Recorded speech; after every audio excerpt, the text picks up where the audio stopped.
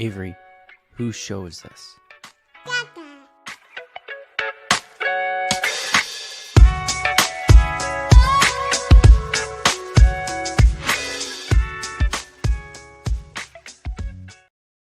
And we're live. Welcome, everybody, here to the Lakers Lounge podcast. I'm Anthony Irwin, senior Lakers insider, as well as lead Lakers content creator for Offside. Joined on this fine Thursday. No, now it's Friday morning because StreamYard screwed up so many of my recaps after that game.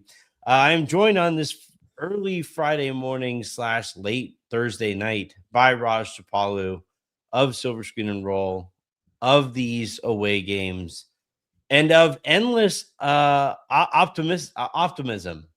Because Raj, you hop on here and you're like, oh, that wasn't bad. That wasn't bad. How you doing, bud? I am doing good. That was not the ending I was hoping for. I was so excited to kind of come on and talk about a win.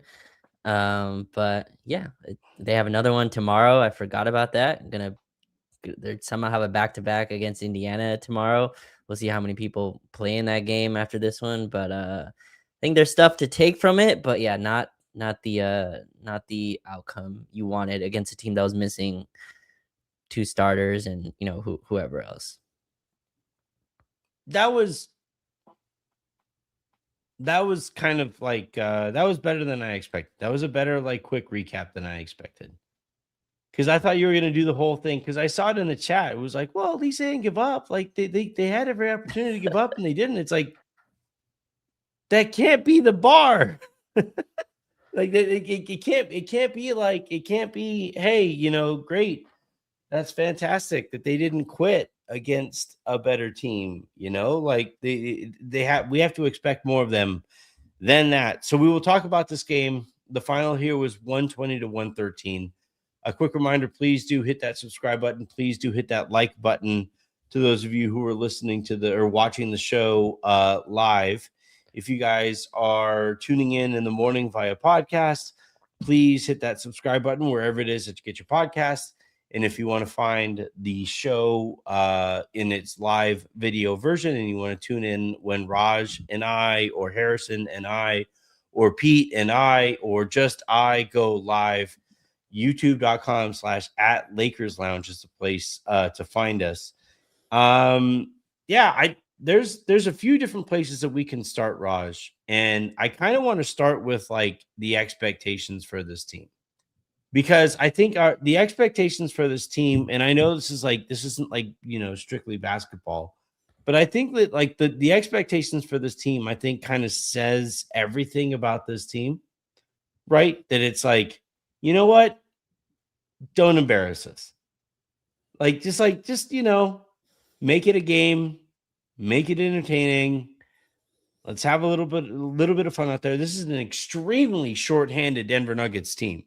They didn't have Aaron Gordon. They didn't have Peyton Watson. They didn't have Cam Johnson. They didn't have Spencer Jones, who played well against the Lakers the last time that these two teams met. Jokic, frankly, for 3/4 of the game, didn't really play that well. Jamal Murray did play extremely well. He was the reason that Of course I thought I thought the Nuggets were ahead for the amount of time that they were. But this was a game that everything, the stars were aligned, the planets were aligned. I don't know if you've seen that recently. Did you see that headline that the planets are marching together across? I did not. No. Have you seen that? Yeah, yeah. Astronomy wise, they're marching. Everything was lined up for the Lakers to beat the Nuggets here, and yet they didn't. And what was really annoying to me, Raj, was the way that they started this game, where it was just what was it, 11-0 right off the bat?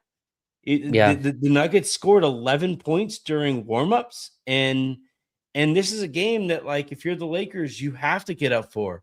You have to be ready for. You have to go out and grab for yourself. And they didn't. And we can walk away from it and say, well, it's a good thing that they fought back from that 11-point lead, and then the other 11-point leads that they surrendered after they climbed back into the game. Great, man. You did your job as a professional basketball player. But at the end of the day, this is a game you needed to win. And if we can't just say like, no, man, you should have won this game, then that tells the story of how we actually feel about this Lakers team. Yeah, I was saying to some people that I would have loved this game to happen in game 30, right? And so you have a runway left to improve on things, to take whatever you saw from this game and use it and edit it and build off of it. But at this point of the season, you just don't have that runway. So these games, the importance is magnified in terms of what you need for the standings. And yeah, I'm sure if they would like those 3 minutes back, Denver has a way that they run offense that if you're out of sync for like whoever it is, no matter what player is on the court, because there's so much switching and so many screening actions that you're defending, if you're out of sync even for 2 seconds, they burn you, especially when Jamal Murray's hot.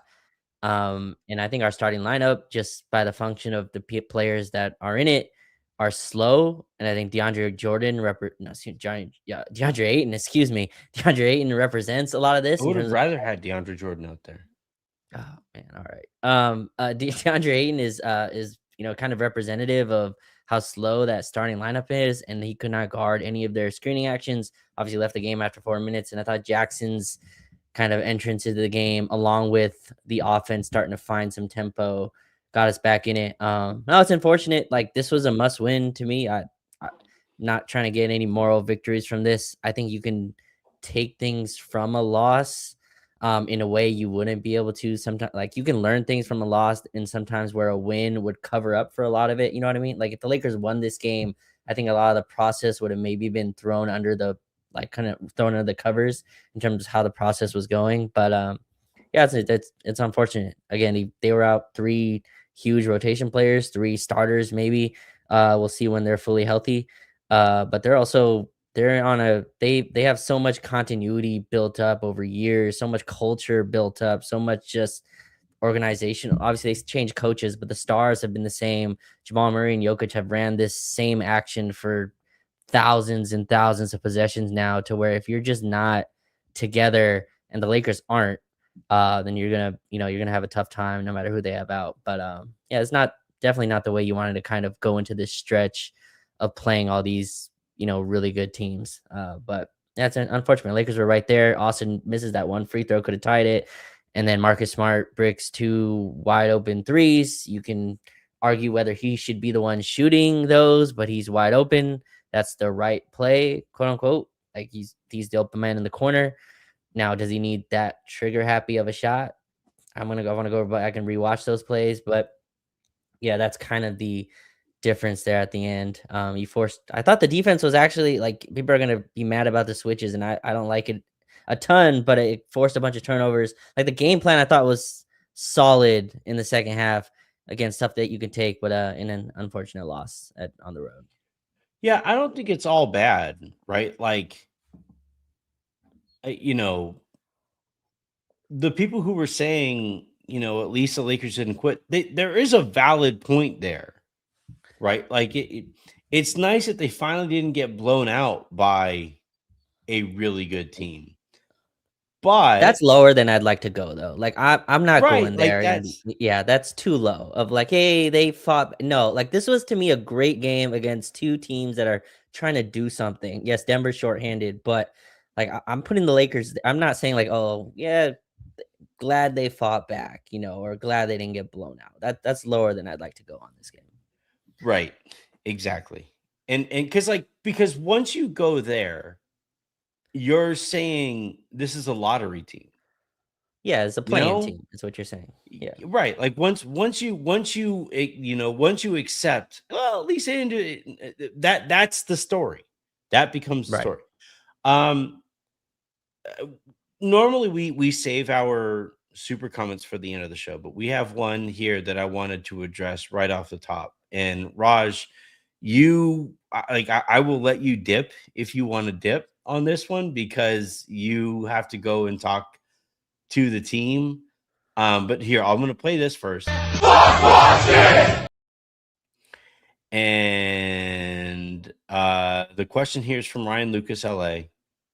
Don't buy for a second DA's knee injury. Oh Thought. man. Yeah, take me off. Take me off. Get me. All right. So I'm gonna let Raj not participate in this part of the show because Raj does have to sit there and like interview people. He'll eventually have to talk to DeAndre Ayton. I do not. And look, like, this is what, like, traditional journalists would be like, well, this makes whatever you're about to say less valid or whatever it is. To those traditional journalists, I would say, you guys gave us access journalism. But so the DeAndre Ayton thing, go back and listen to the show that I did with Adam before the season started, with Adam Mares. And I had asked him, Adam, what does the Lakers addition of DeAndre Ayton, and I think maybe at that time, it might have been right before Marcus Smart, but I said, like, what does the Lakers offseason do for you? Does it make you any more nervous going up against the Lakers? And essentially, Adam was like, no. I have seen DeAndre Ayton quit against Nikola Jokic before.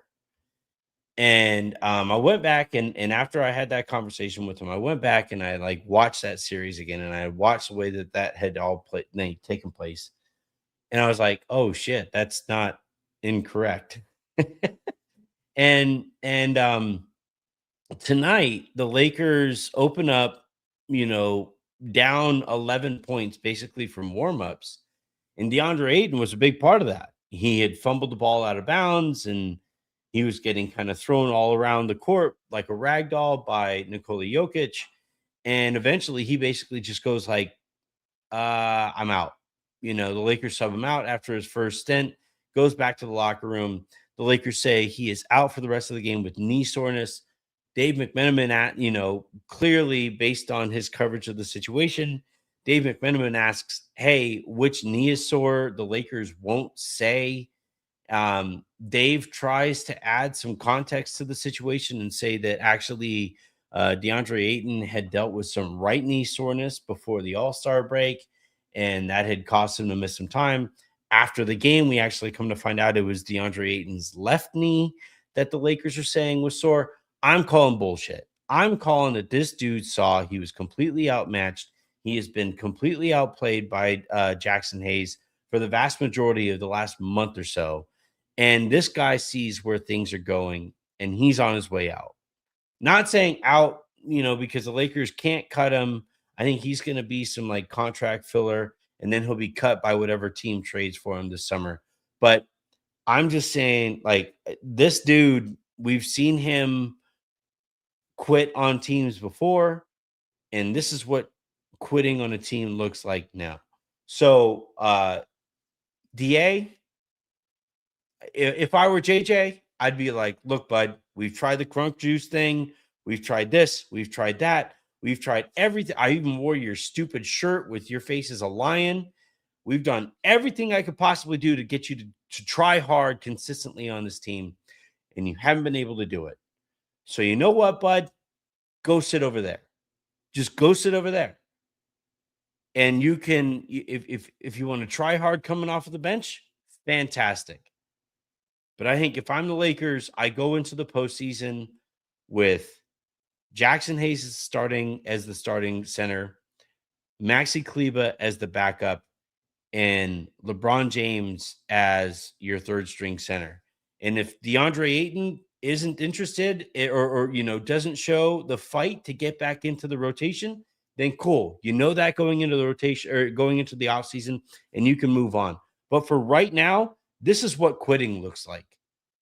This is what quitting on a team in the middle of a playoff hunt, a team that tried to believe in you over the course of the season, a team that gave you the benefit of the doubt because you share an agent with Luka Doncic, a team you had everything laid out for you this season, DeAndre Ayton, and you shat the bed.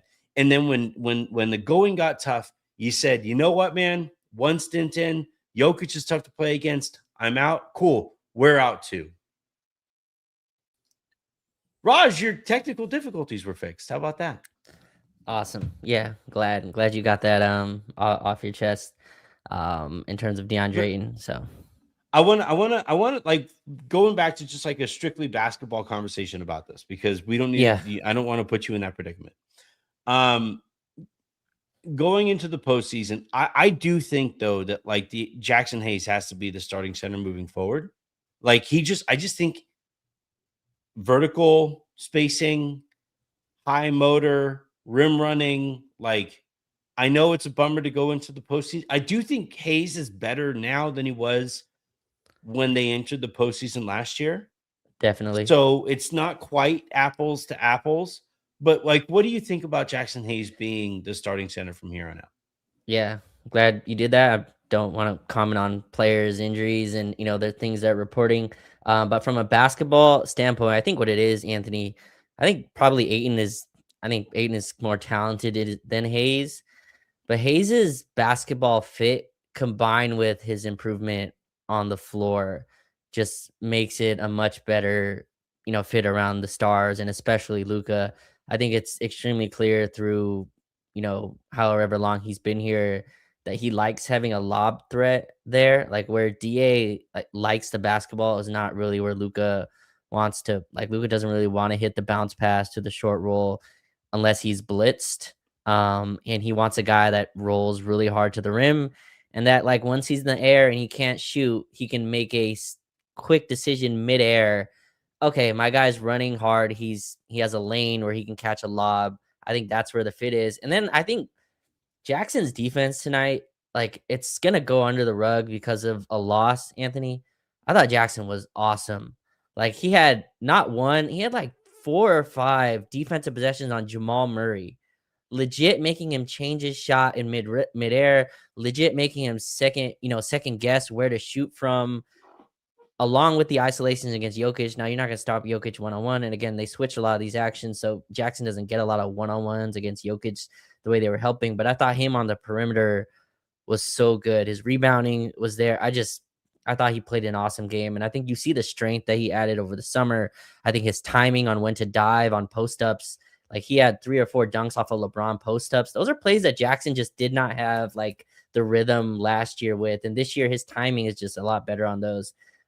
So it looks like Jackson, like I think he'll start tomorrow. I'm guessing Aiden won't play. And we'll see how it is going forward. But I heard something in there that you said Jackson and Maxey as the back as like the center rotation, and that's just like I like Maxey a lot. I love the basketball fit. I think he's a competitor and all that. I just don't think he can. I don't think he can be a consistent rotation guy right now. Like I think something's gonna come up for him. Right now it's back soreness. It can be whatever, just with how many miles he's had. I don't think he's a guy you can rely on that way. And this team just is not good enough to me where DeAndre Ayton being off it, like it's just not good enough to lose talent like that. As frustrating as DeAndre Ayton can be, they're just not good enough to do that right now. Like the We'll talent see pool. how Aiton responds to being benched because like he's not going to play tomorrow probably on the second night of a back to back and all that stuff, I don't think so. and that'll be like the built-in excuse, with his sore knee. I did air quotes off camera, but the Good. whenever Aiton is back from this brutal knee injury, I do think that Hayes needs to be the starting center. Here's my thing, Raj. From the center position, you need consistency. You need somebody who what you're going to get on a night by night basis. And over the course of like at the beginning of the season, Aiden was well on his way to being the center that the Lakers needed him to be, right? Like he was well Sure. on his I think Austin's injury really threw off his season and he hasn't gotten back to anything close to the rhythm that he had before Austin got hurt. But it's also just like it's an effort thing.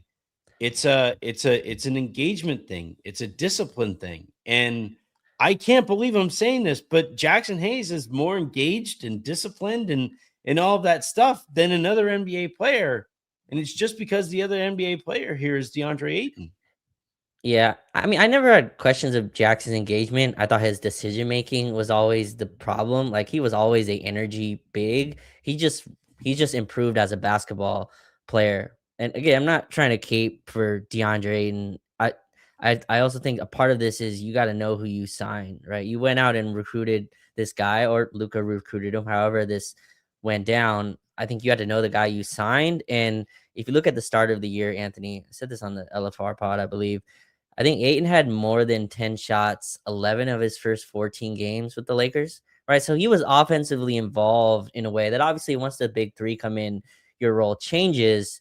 And so I think he's had more than 10 shots like 5 times out of the last 20 something games. So as the offensive, not just touches, production, all have dropped. He took one mid range shot in the month of February. One. And this is a guy that all summer people are like, hey, this guy takes too many mid range shots. Took one mid range shot in the month of February. It's not an excuse for him not to do the other stuff, but this is obviously a big that wanted some type of offensive role that he feels like he's not getting. Now the question is that the big to pair with Luka Doncic, Austin Reeves, and LeBron James? Probably not. That's probably not the center that you're looking for, but that's the center you have. And I think like there's been some disconnect there. And so it's sad kind of where it's gotten to. I think if look at Aiden's numbers, like they seem to be he's at I think 12 points, 8 rebounds, or whatever it is. But I think it's very clear Jackson's the better fit. I think Jackson has gotten good enough where I think he can be the backup on a really, really good team. I think that's how good he's gotten. Yeah. So we'll see how that goes. Luke obviously likes playing with him. Again, I think his vertical spacing, ability to I catch wasn't rolling my anything. eyes there. I was like literally thinking like, would I trust Jackson in a playoff series as a Yeah, backup? if he's like in the Gafford role, like if you have a Lively to start, and you have, Jackson as a backup, I don't think you're in the worst position. Now the rest of the roster has to be Yeah. up to some type of level for that to happen. But in any case, yeah, it's unfortunate. JJ went super small now to kind of make up for some of those minutes. I think he found something with the small ball. That's not something I want to rely on totally. And I wonder if that's kind of a Denver thing, trying to make Jokic run around the court. But yeah, Jackson, I think has kind of proven he's the better fit. I don't think that's a license though to kick Aiton out of everything that the team does. I think you still need a size center in a way that Aiton can. But yeah, tonight I don't know that he was out against Denver, didn't have him. So we'll see if he plays. I don't think he'll play tomorrow, but see if he plays against the Knicks on Sunday.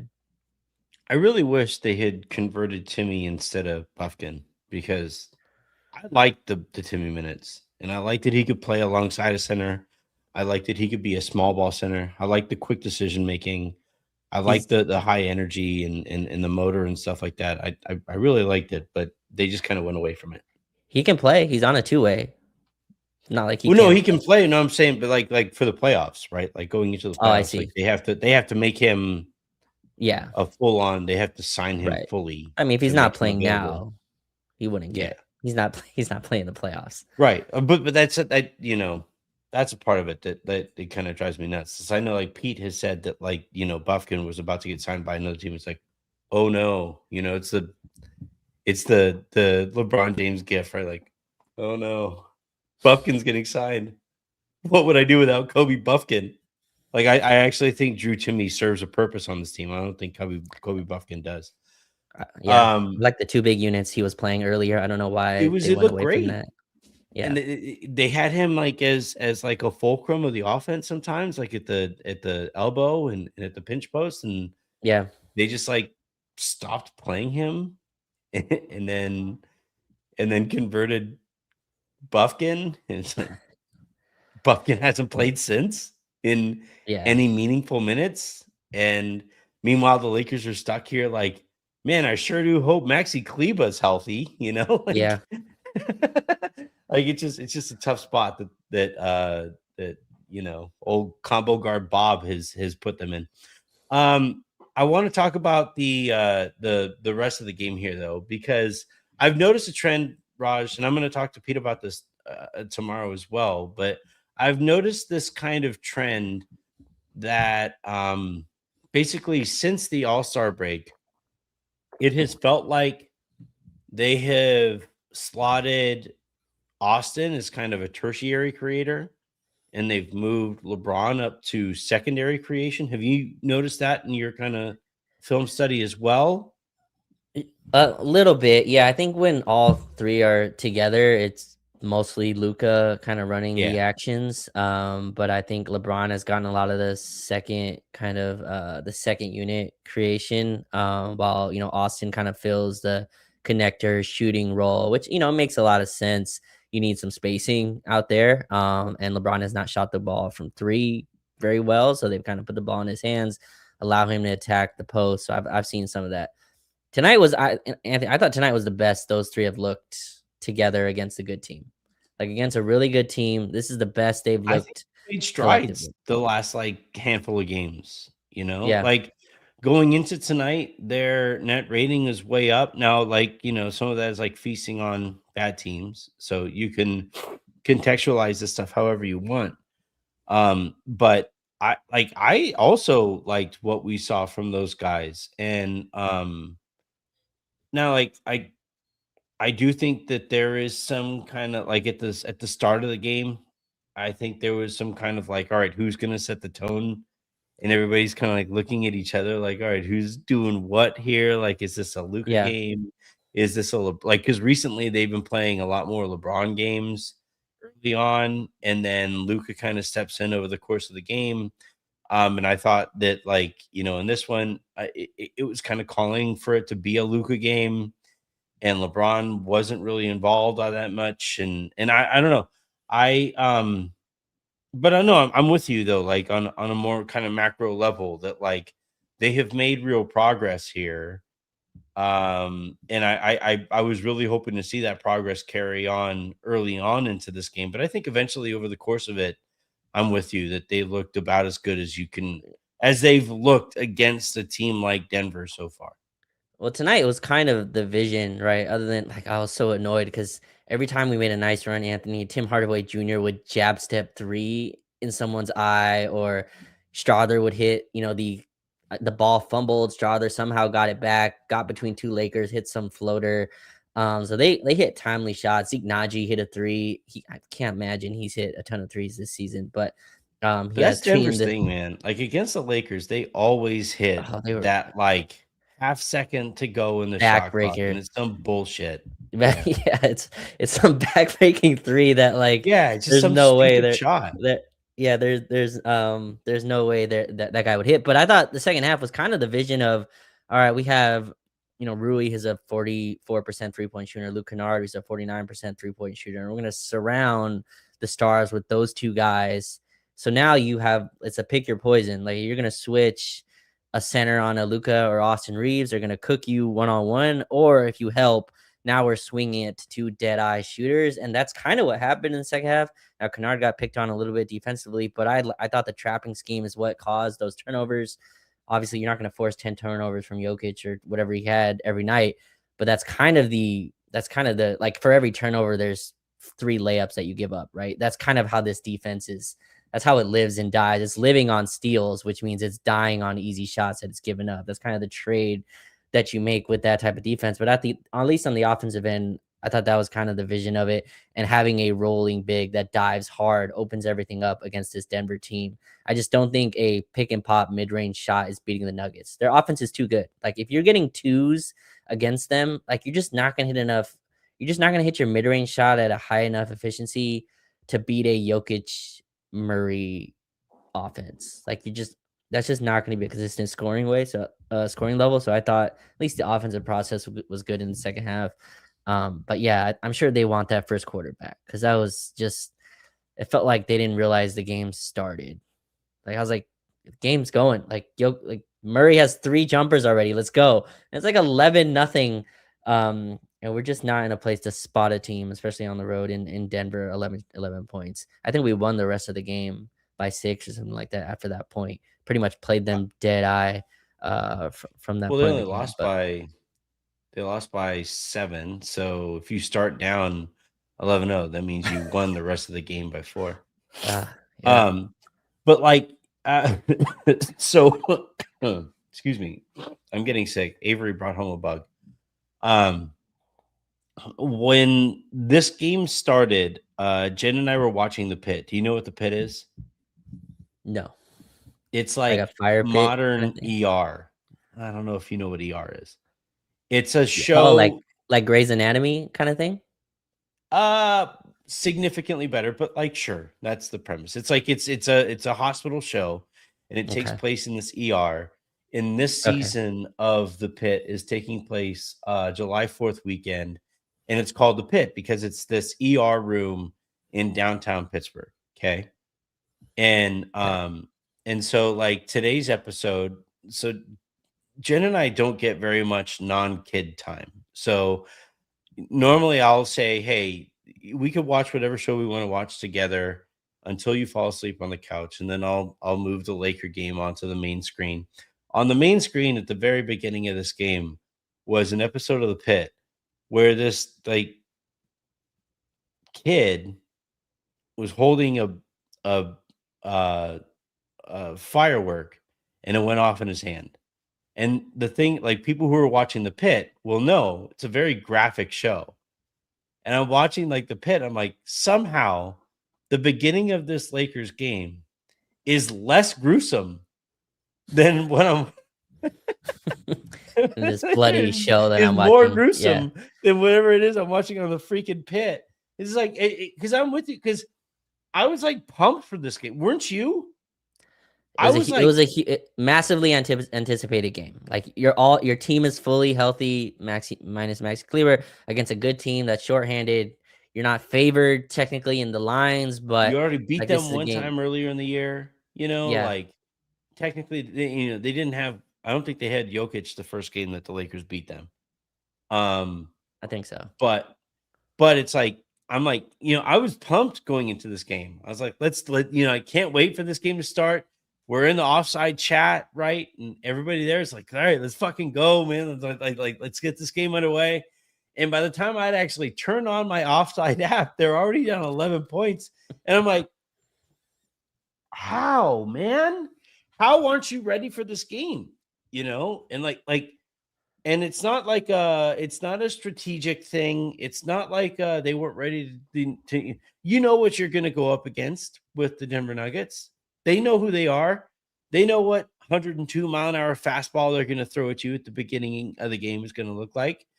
Um, and I honestly thought that like the problems with the Lakers again against another really good team was the offense, right? Like offensively, the Lakers start this game and it's like, Luca looking at LeBron and it's LeBron looking at Luca and it's Austin off in the corner looking at both of them. And everybody's kind of like waiting, like, what are we doing here? And that's the kind of thing that this is kind of like my final like basketball point about this game that I really feel like needs to be made is like, look, we know that the Luca LeBron combination is not perfect. We know that it's kind of clunky at times, but the Lakers need to identify who they are, what they are going to be in these kinds of games, because this is the kind of game that you're going to be playing from here on out, right? Like more often than not for the rest of the season, they have, games against teams that are above 500. And then you finish the season, you're going to be playing a playoff, hopefully not a play-in game, but you're going to be playing a playoff series against another really good team. And if you are 62 games in, and on that 61st or 62nd game, you're starting the game, you're like, all right, what do we do here? That's a bit of a problem. Like, I know you're not much of a football guy, but like there's this trend in football where like a lot of the first series for teams tend to be completely scripted. You know, Mm. they basically go off of a script. Coach knows exactly what he's going to call play after play after play after play after play, and Irrespective of the they defense, they just run exactly what expect they doesn't want to. matter. Yeah, Okay, it's like this is what we're going to run here, and that's there interesting. might be some adjustments here and there if like a defense is really selling out to stop that, whatever. Mhm. But like you'll see this thing, it'll happen very often in football where like a team will look great on its first drive, and then for the rest of the game, you're like, what the fuck happened to the team in the first drive? Like Yeah. where'd that team go? And I feel like the Lakers, like this is where JJ and his coaching staff almost need to like script the first few possessions where it's like, here's the matchup that we have. The Nuggets has like of the great players that the Nuggets have had to play against over the years, they have struggled actually with Luka playing Luka ball. So this is a Luka ball start, or it's like, all right, we have been playing really well recently with a more balanced attack, and we tend to be more balanced if it's a LeBron approach at the beginning of the game. We're going with the LeBron approach. Like the Lakers need to figure out page one of their script, I think, from here on out, because what you cannot have is what I thought we saw at the beginning part of this game, where it was like nobody really knows. Everybody's kind of standing around hoping that somebody kind of says, my turn. Yeah. I mean, I think the way Denver defends, and I think the Lakers do a similar script. I think they try to get their big man a lob right away, no matter again how the defense is defending it. I think Aiton actually Remember had a that with lob. JaVale? Yeah, I mean, I think that, and I think that's not like, I don't think that's a bad decision. Like, I understand Yeah. maybe in like a perfect world, you don't need to feed your big men for them to do other things, but these are human beings playing this sport, and people want to feel engaged. No matter what profession you're in, you want to feel like what you're doing matters, and you're involved in the kind of ecosystem that's going on. And I think Aiton feels that way, and they try to get him a lob, couldn't get it to go. Austin fouling Murray right away, like, was just such a bad omen to me of this game. Like, I knew right away Murray's gonna be hot, hit 3 free throws, Yeah. and if you ever hooped ever, like, hitting 3 straight free throws in a Yeah. game makes you Getting to feel like, start your game with oh, three, yeah, like it just, makes you just feel like you became yeah. Michael Jordan. Like, there's just like the hoop feels like an ocean, and so the next 3 shots he threw up, I just knew they were going in. Stuff like that is just little things. But yeah, I think they try to get Eaton the ball, but you look at their first shots. I mean, Luka misses a 3, Austin misses a pull up, Ayton misses a layup, and then LeBron misses a jump shot. I thought they kept us out of the paint for most of this game until the second half, where we, went to the small ball units, and then when Hayes checked in, I thought his role opened up the rim. But yeah, I don't know. They do start games strange, and I think that's kind of why I think the big three are still trying to figure out like who has the right matchup, and like whatever that matchup is, they kind of pick at that wound. And I think Luca also tries to come out and have, also as of late, Anthony, like Luca's, I thought I've loved his shot selection like in the first quarters of these games a lot better than it was before. He's not coming out just gunning. I think he's kind of found a little bit more of a rhythm of getting everyone involved. But yeah, that first quarter is just, it sucks to lose a game in the first quarter. And I still won't say that's the reason they lost. Like, this game went back and forth quite a bit, where Denver went on multiple 10-0 runs, Lakers went on multiple 8-9-0 runs. Like, this was a game, but yeah, it's tough to kind of hand the better team right now an 11-0 kind of 11-0 head start. Let's go ahead and dive on into the rest of our super comments and other comments that we've gotten over the course of the show. Is it Pinty? Pinty 23, 111 to 114 ticket timeout, and then run an ATO for Kennard or Rui. I thought that this game was kind of calling, like Kennard, I thought played well. So you look at the plus minuses in this game, and I think actually, man, Jake, minus 16, buddy, in 10 minutes. He had a rough night. Yeah. He had a tough game. This is probably his worst game as a Laker, honestly. Yeah. But Rui was a plus 10 because he was subbing in often for Jake. And I actually thought, like, Rui stepped up, hit 4 of 3 3-pointers. Luke hit 2 of 3 3-pointers. I would still like to see more like Luke sets. I know that, like, having Luca dribble up top or having Austin or LeBron dribble up top and wait for Luke to like run through 4 or 5 screens or 3 or 4 screens feels like a misuse of those guys' talents. But I just want to see like a little bit more frequently because I don't know, maybe it's because of the amount of times that the Lakers have played against Luke Kennard, and it felt like he spent that whole game wide open, you know? he, he definitely has. Yeah, I feel like Luke Kennard has hit Right? 3 shot against us. Like I don't even remember him ever missing Hitting the once. rim. It's Like, I don't know if he's ever hit the rim against the Lakers. the most maddening clip to watch. Yeah, So, like, I want like when the Lakers traded for him, I was like, all right, fuck it, this guy's gonna be wide open forever. yeah, And I feel like teams have figured out ways to, and he makes good decisions when he gets run off the 3-point line. I like overall, I have really enjoyed the Luke Kennard experience, but I would like just give me one game where this dude shoots like 8 3-pointers. Just one yeah. time. I just want to see what it looks like. And I just don't think that's not I just know. what he won't do, but I think like I was in San Francisco and I asked him about screening. Anthony, his face lit up and he was just so happy to talk about, being a screener. And so Well, like in fairness, his face is like permanently like that is true. Yeah, he has very much of a eyes wide open. But no, like I think he's a basketball player and I've just loved his fit. Like could we run more stuff for him? Sure, but you run an offense with a lot of high pick and roll players. Like that's just not really what they're gonna do is wait for a guard to run around a bunch of screens. But using him as a screener, I think has been good. I think you saw tonight again why he's so good as like when he's the final pass in the swing. Like I don't remember the last shooter, Anthony, that I was this confident when he shoots, it's going in. I can't remember. Like Rui shooting 44% from three, and I'm still like, oh, all right, like it went in. Like, please. Yeah. like, and he's shooting 44%. Like Kennard's the first one when I see him slightly open, I was like, oh, that's going in. Or a dribble mid-range two, that's Or like going you're in. Like, shocked that it doesn't go in. Like I'm yes, yeah, never like shocked when a Rui shot doesn't go in. right, I'm right, yeah. always shocked when Luke Kennard shoots the ball and it doesn't go in. Yeah, exactly. Yeah, so Malik Beasley was kind of supposed to be this. There's other shooters in the past that kind of were supposed to play this role, but he's the best ball handler out of all of those. He's the best decision maker. He can finish at the rim in ways that's kind of underrated. So I've loved the fit. Can they run more stuff for him?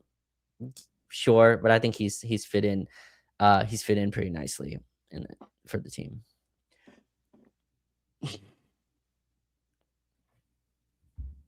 I guess it just comes down to like what the other possessions are. Yeah, Um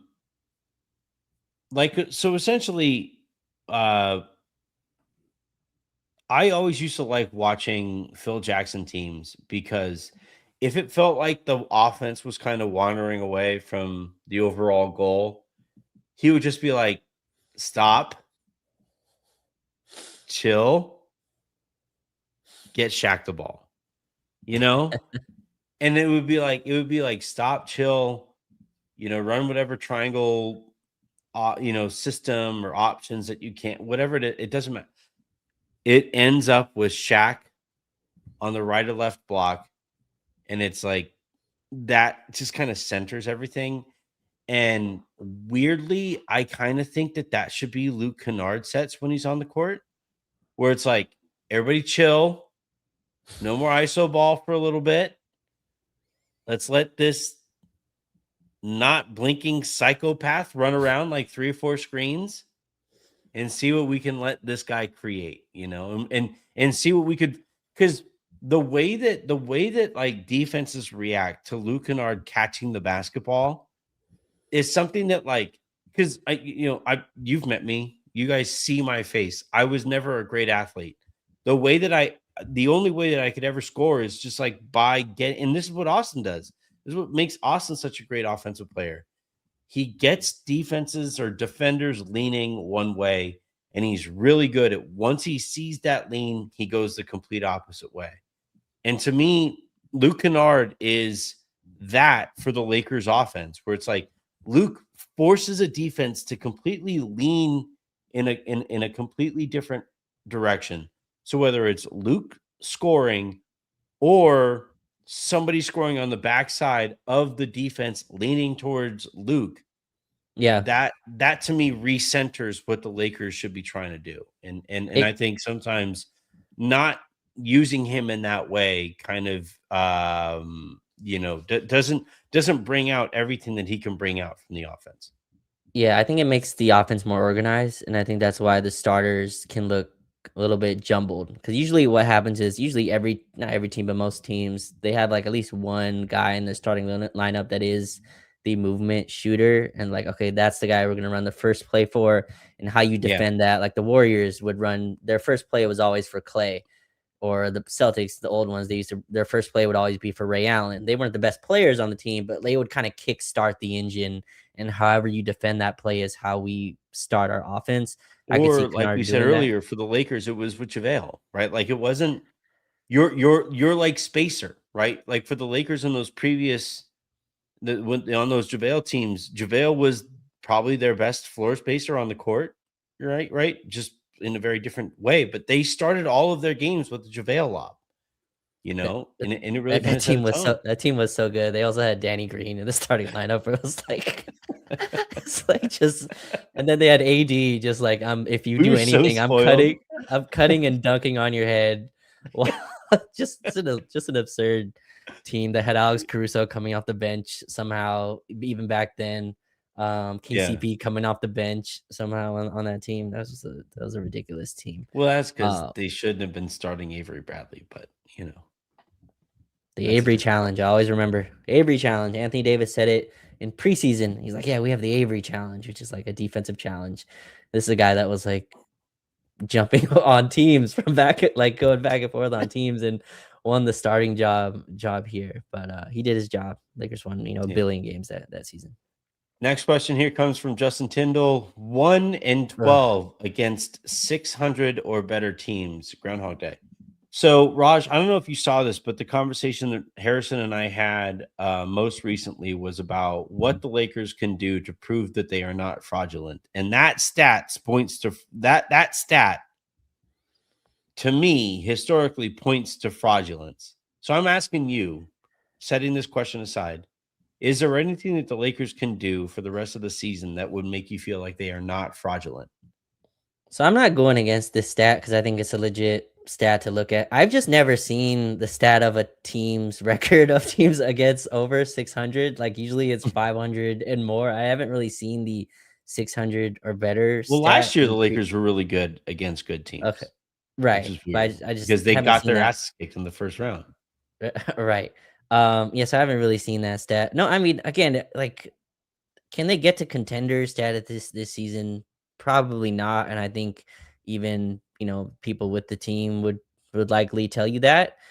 Their actions over the deadline and over last summer kind of tell you what they're pointing towards. This is not the podcast for that. But they have, like, again, they quote unquote failed this test. But they have a lot of tests coming up, and so they have a chance for redemption on some of these. Now, again, I said to start the show, I would have loved this game to happen 30 games ago. I'm like, all right, like this is what is needed. This is the center that's needed. This is the pieces that are around. You have Luke Kennard 30 games ago. Maybe you can fit in more stuff with him in this offense. If you have healthy Maxi Kleber 30 games ago, maybe you look at stuff differently, but you don't. So that kind of hurts, to be able to kind of get into the legit status. But again, I think you have a lot of games against Houston coming up. You have a game against Minnesota. I think you have a game against Cleveland. You have New York on Sunday. Like there's a lot of good teams coming up where you're going to find out really quick where this team stands. Like they have no choice but to beat good teams now. Like you don't get to beat up on bad teams. You Yeah, are in a Western Conference where it's very easily to fall to 6. They are still not out of the play-in kind of hunt here, where they got to be careful for it. So they have no choice but to be good teams. Or if they don't, then their seeding will represent who they are. In a way, maybe to a lot of people it doesn't right now. Right now, they're still 12 games above 500, very respectable record, that you can still point to. I think this is game 16 or 17 with LeBron, Luka, and AR this season. you can still point to that type of context. In about a few weeks, you won't be able to do that. They'll have, enough minutes and enough rotation minutes where you're not able to kind of continue to point to, we haven't had time together, like that. That reasoning, that context will not be able to be used. So we'll see. But yeah, again, I think they have more. I think they still play Denver again one more time.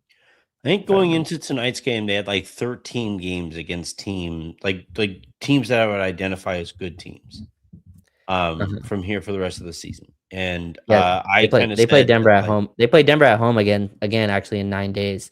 So yeah, you get to well, you get to and kind of you get then to Denver's retry. gonna have Gordon and Watson and everybody. So Yeah, you got the answers um to one test, and here comes another one. That's how it here's goes. a different test. um so but like so what I kind of landed on, Raj, is Mhm. I don't think that there's anything that the Lakers can realistically do to prove to me that they are not fraudulent. However, I do think that like the Lakers fraudulent gets highlighted and underlined and circled and put stars around it in ways that, like, the Houston Rockets just lost to the Golden State Warriors tonight. The Warriors are tanking. Like, they're trying to Right. lose, you know? And like even the Thunder this year haven't been the overwhelming force that we thought that the Thunder were going to be this year. The Nuggets haven't been able to get healthy. Like, if it's just like a health season from hell for them, then that changes the arithmetic on what the West looks like. The San Antonio Spurs are completely unproven, you know? Like, everybody's talking about, like, man, look at Boston. What's Boston going to do now that man, could you imagine adding Tatum back to this team?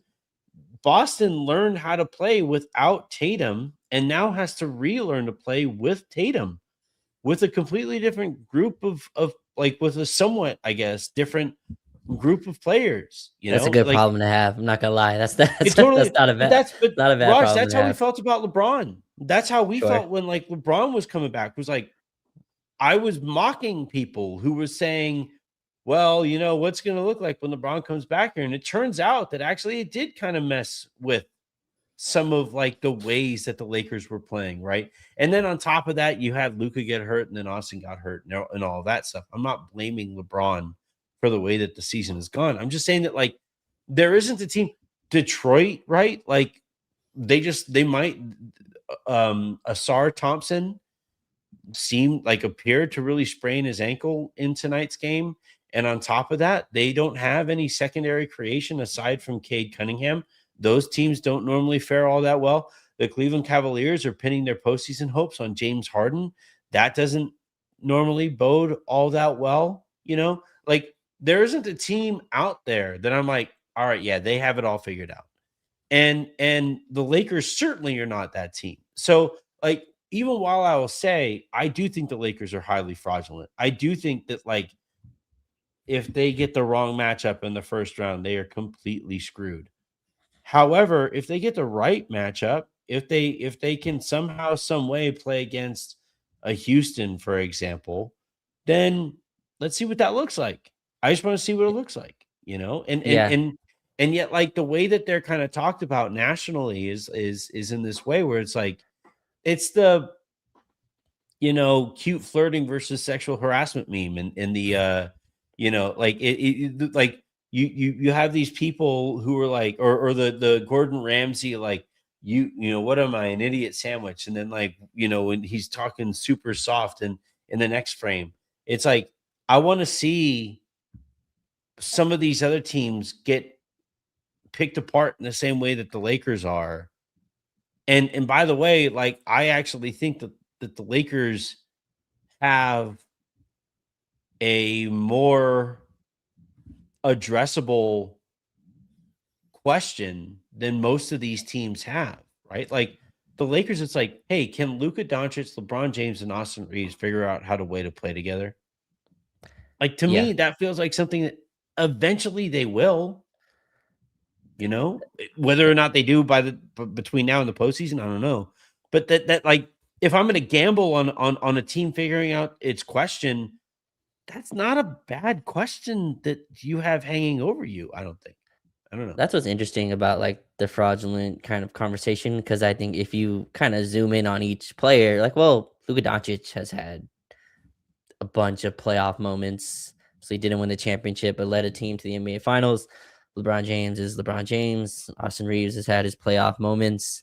And so, those aren't fraudulent playoff type players. Again, you look at the standings, Lakers are 2 games back of the 3 seed. Now, I guess with this loss, it'd be 3 now, with 26 losses. Minnesota's at 23. So the standings still are right there. Now, again, this is not like the record of 1-12 is what it is, and that's something they're gonna have to rectify no matter what. Like, they don't have a choice. That's gonna kind of work itself out within the standings. But yeah, the Lakers are kind of whoever, like, anyone. That's what's so weird about this team, because since they are so kind of top heavy in the kind of national talent pool, it's like you can look at them and think whatever you want. You could say, yeah, they'll turn it on when they need to.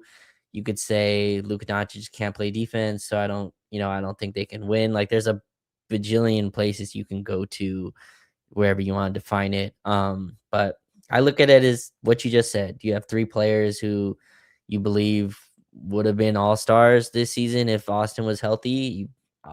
You have 3 players that have that's as much offensive talent in a trio as there is in the league. You added the best shooter maybe in the league. And so those are the type of things that I think they're trying to build on. But I don't think there's anything they can do other than maybe sweep all these really good teams, which is just not how the NBA works. Like, most teams against the good teams go maybe a little bit over 500 against the great teams, and then everyone else, they kind of do what they're supposed to do. That's how you kind of win in the NBA. But yeah, that's kind of where I'm at. There's nothing I think that they can do to change people's minds. But yeah, you look, every team has its flaws. Houston has a young team. Houston, people say Ime Udoka doesn't play one of their best players or doesn't start him in Reed Shepherd. Like, every team has their respective issues that they're going through. And the Lakers have theirs as well. But you're hoping the top end talent eventually figures it out. You're hoping, they're able to kind of find some synergy down the stretch. But yeah, you have a game against Indiana tomorrow, and then again another test right up against the Knicks on Sunday, who are the third in the East. So you got more challenges up ahead. Next question, Brandon Omang, bench DA. He makes millions of dollars. Doesn't care about his don't care about his confidence being lost. Start Hayes and Maxey with the backup. Jake should be out of the rotation. Vando instead. Da magically got injured against the Nuggets after he got benched. We already talked about Da, and we don't need Raj to have technical difficulties again. The Jake thing is tough, man, because I actually think that Brandon is touching on a point that is somewhat fair, in that Jake tonight, he only played 10 minutes. And it's not because he missed. It's not because he airballed. I mean, that also doesn't help. But he had a play where he just passed up on a wide open 3. And that is the thing. Like, I've talked about this recently about Vanderbilt. And it's like, if JJ sees a guy pass up on an open 3-pointer that the offense creates, that's his pet peeve, right? Like, that's the thing that's his bugaboo. When he sees that happen, that's the thing that drives him nuts. And he's like, all right, that guy, get out of there, get him out of there. And that's what happened, I think, tonight with Jake LaRavian. And if Jake isn't knocking down shots, and even worse is not taking shots, in terms of net impact on a game, I think I'd rather have Jared Vanderbilt out there. What do you think? Well, I think what happened tonight was, so Vando checked in, and I have to go back and watch the film to see if I'm remembering this correctly, but I believe he picked up a really bad foul. I don't remember what he did. He It shoved was someone. immediately. I was Yeah, so angry. I'm it, like, Jared, the Lakers need you. Like, I'm not kidding. You were right calling this out at the beginning of the season, Raj. Kudos to you. But like, the Lakers need Jared Vanderbilt's athleticism and his physicality. They need his length, his versatility on defense. They need all that from him. And he gets in there and immediately commits a stupid foul. And you're like, Jared, We're looking for ways to play you, and you can't R- get in and immediately do that. r- What's Sorry. funny is I forgot after one of the pressers, someone asked JJ about Jared. He's like, I have a player named Jared on my team. No one calls him. No Yeah, one right, calls him Jared at all. Like, Stu doesn't even say Vanderbilt. He says Vandy, which is funny. Vandy. But yeah, I think tonight is a game where you needed like a bunch of disciplined players, and I'm not, not to judge Vando on one play, but it's very clear he came in pretty antsy and pretty ready to kind of muck the game up. And this is just not that type of game. Like there was a game plan that was needed that I think just wasn't fitting into Vando's, into where Vando fit. He played 3.5 minutes or whatever it was. But also, if you're playing this much small ball, the whole point of it against a Denver team, yes, Jake missed the shots for sure, and and you said he passed up a few, but the whole point was 5-out offense. That was the whole point of doing that, is to have this floor spaced all the way out, and Jake missed those, which is tough. But he's helped the small ball units this year. And yeah, I understand 10 minutes is not much. I think he's been playing around 15 to 20 or whatever it is. But yeah, that tonight was tonight was rough Jake? from him. Yeah, Jake. I think Jake is like third on the Lakers in total minutes played this year.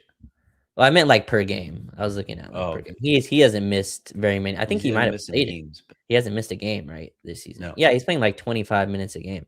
Wow, that's a lot. That's more than I thought it was actually. That's quite a bit Yeah. of minutes. Yeah, Vando got DNP last game, and then or maybe 2 And games the one ago. before that. Yeah, so I don't know where he fits. When Maxi's healthy, he probably doesn't play tonight either. So tough to find minutes for him. It's so tough. I honestly feel for Vando in that, like, you can tell he gets into the game and he's trying so hard to make something happen. Yeah, He's pressing so hard, and everybody thinks of pressing as like what Austin has been doing the last few games, where he's over penetrating, putting himself into bad situations and taking a bad shot or turning the ball over. Everybody thinks of pressing as offensive, an offensive thing, but Vando actually presses defensively, and it leads to these dumb fouls or being out of position and stuff like that. And it's just like, Vando, just be solid, man.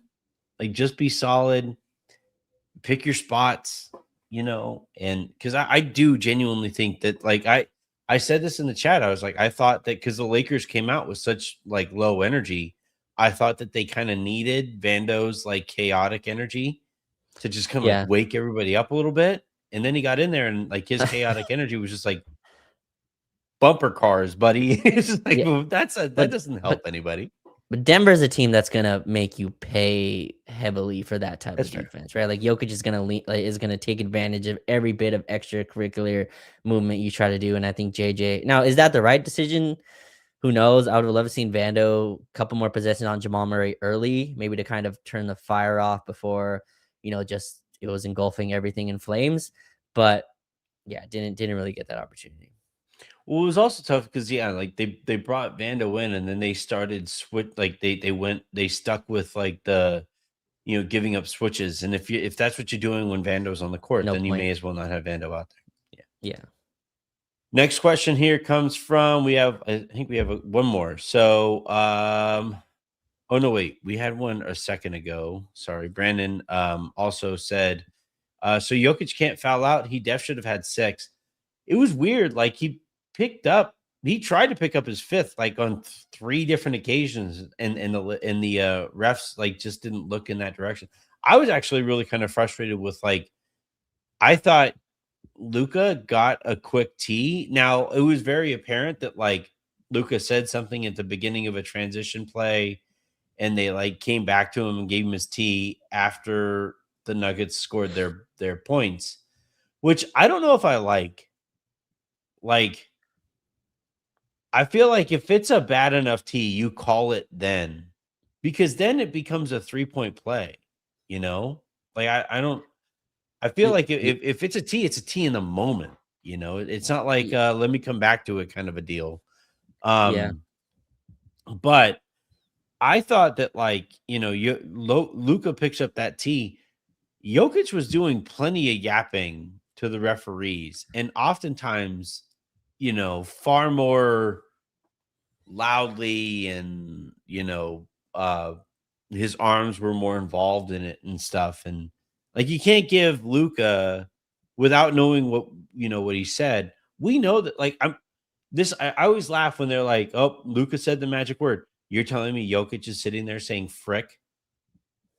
Like, you're telling me that, like, Jokic is sitting there saying, that call was crap, ref. I'm sorry, man.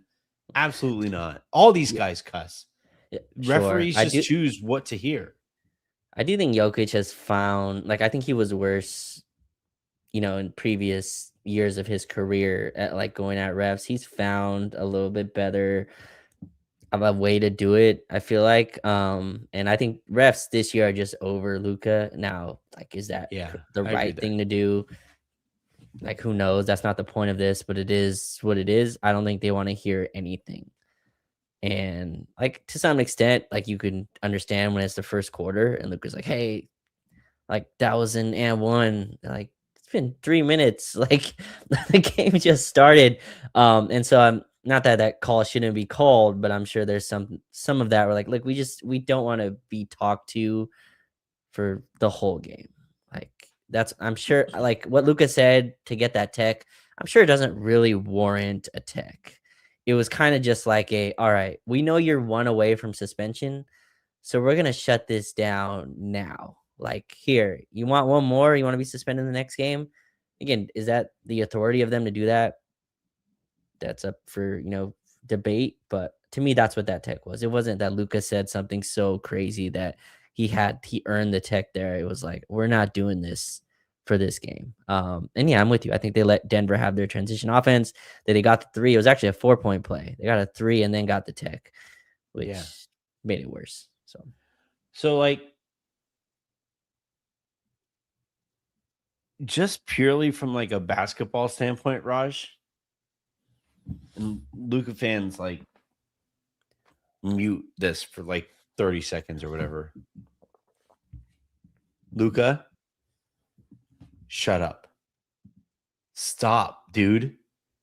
Like, how many times, Raj, over the course of the season have we seen him pick up what would normally be a shooting foul, but the referee doesn't give him the shooting foul just because he's like sick of dealing with Luca. Like, There's a cumulative effect that has gone on. And again, this isn't right, but it does feel like they're just like they don't like you've cried wolf so many times that like they're even in their head, they're kind of unsure.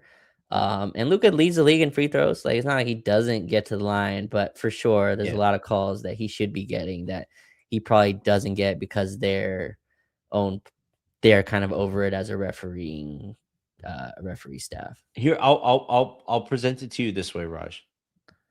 Did you ever hear this line growing up? You want to cry? I can make you cry.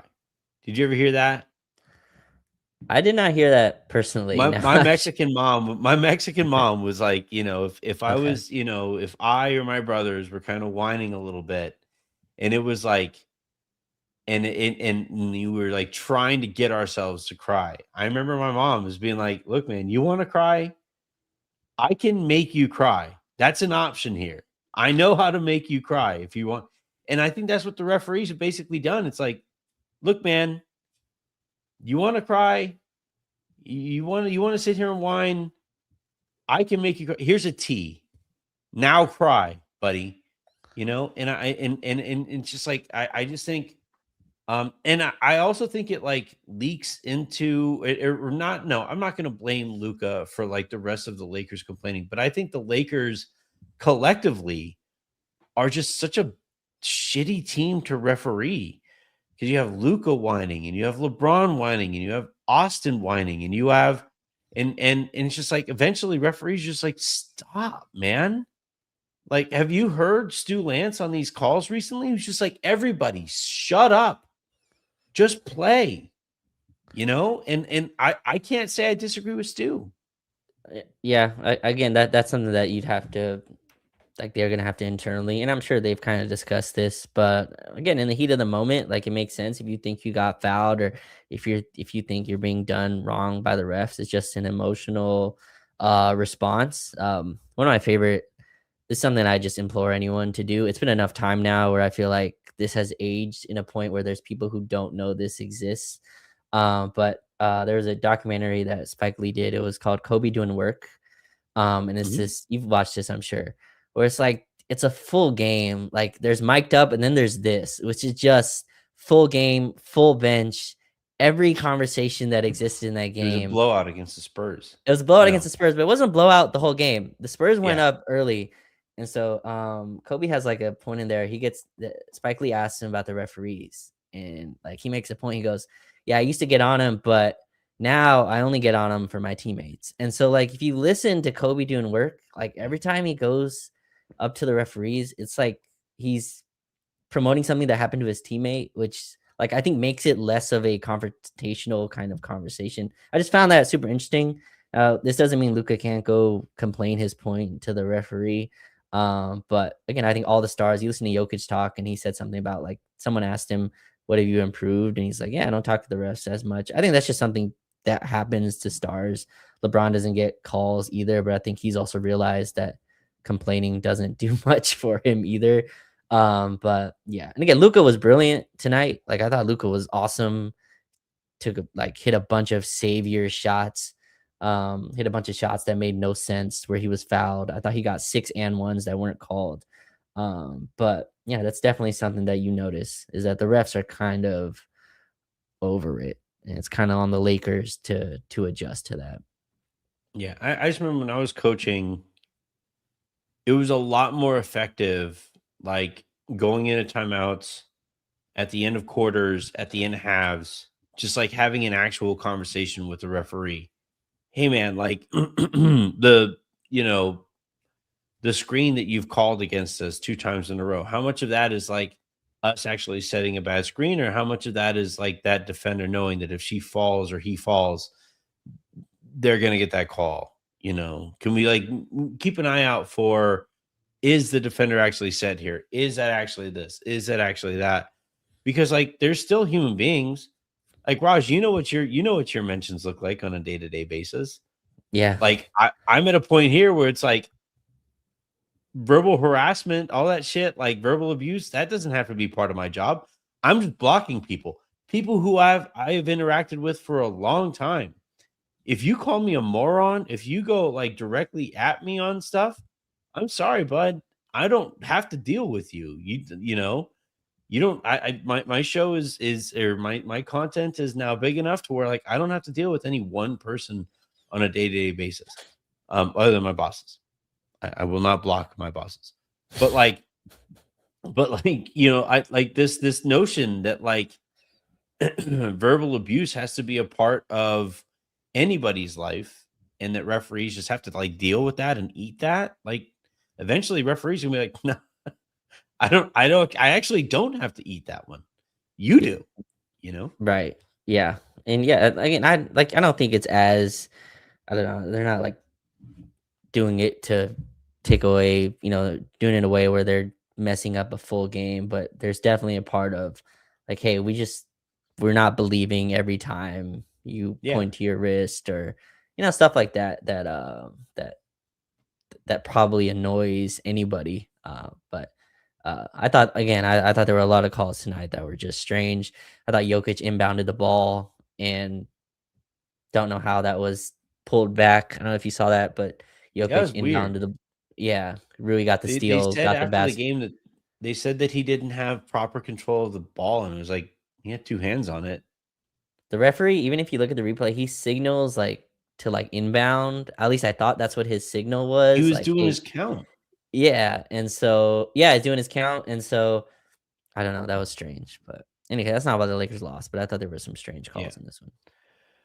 Art and Kim asking, watching Jake look off Kennard at the 3-point line and Luca taking the most threes when he's clearly not the best 3-point shooter is so irritating.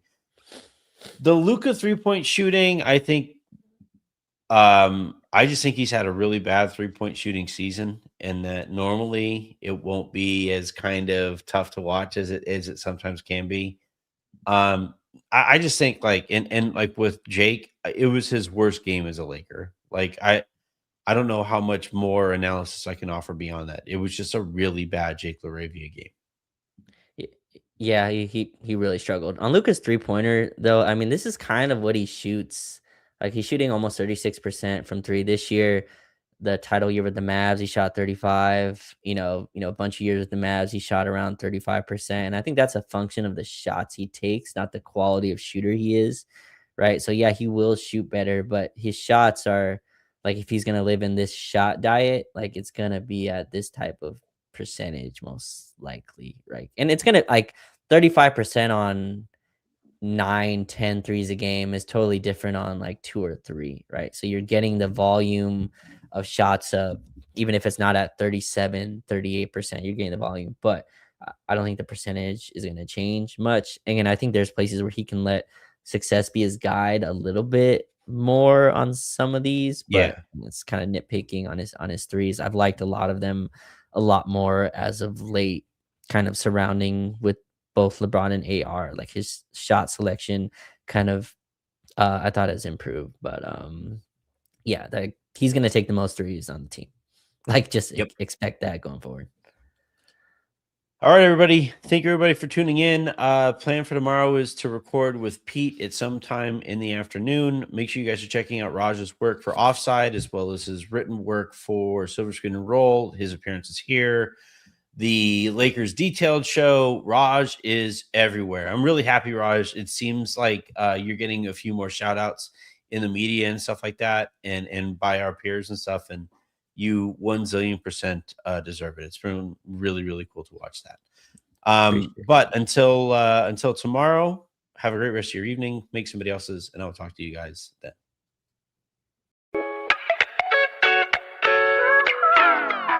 Bye, everyone.